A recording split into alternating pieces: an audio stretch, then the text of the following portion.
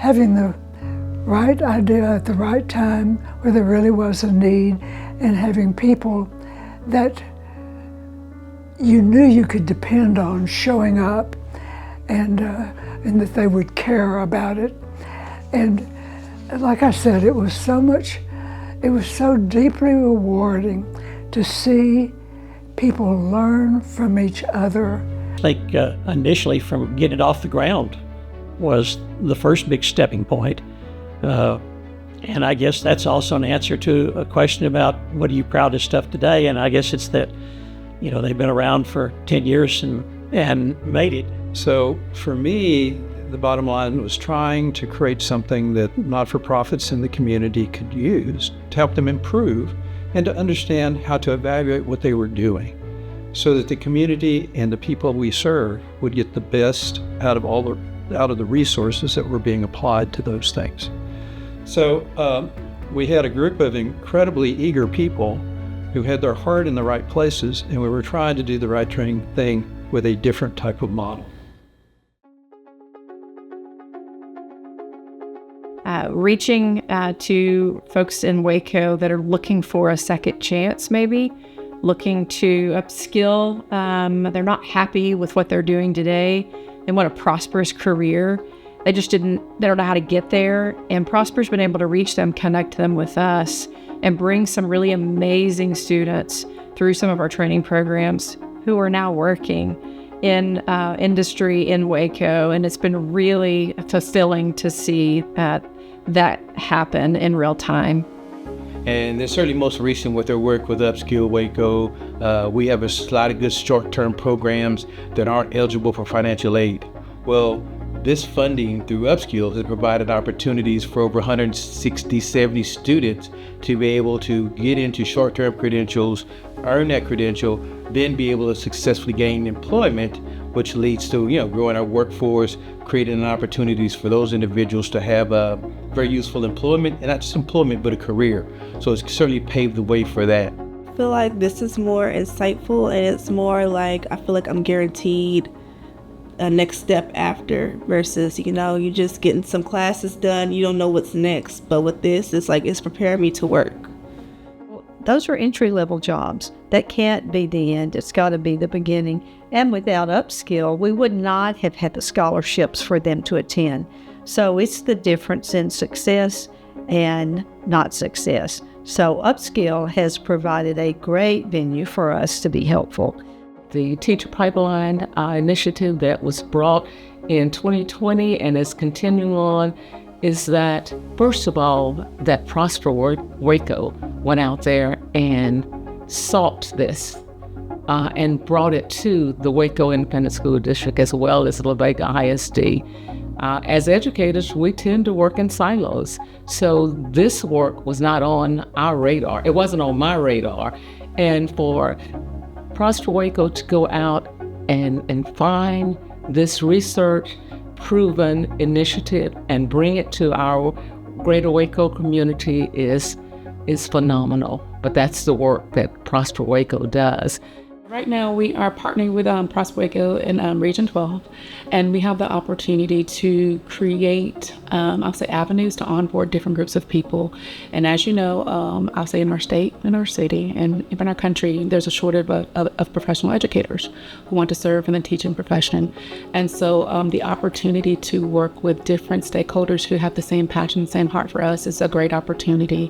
And so we have the opportunity to partner with Texas Tech and with Tarleton, and so we can onboard different people.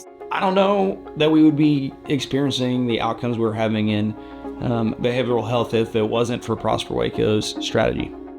Well, dealing with something as complex and complicated like mental health and how to deal with our community, it involves multiple entities, including hospitals and the cities and the county, and also the behavioral health network. And so it's been important for Prosper Waco to be the air traffic controller, so to speak, or collaborator with all these entities, so it could take an approach that's unbiased, yet try to come to as many agreements as we can on how to approach it. That's really true, and that's a competitive advantage when it goes to advocating for dollars, maybe at state level.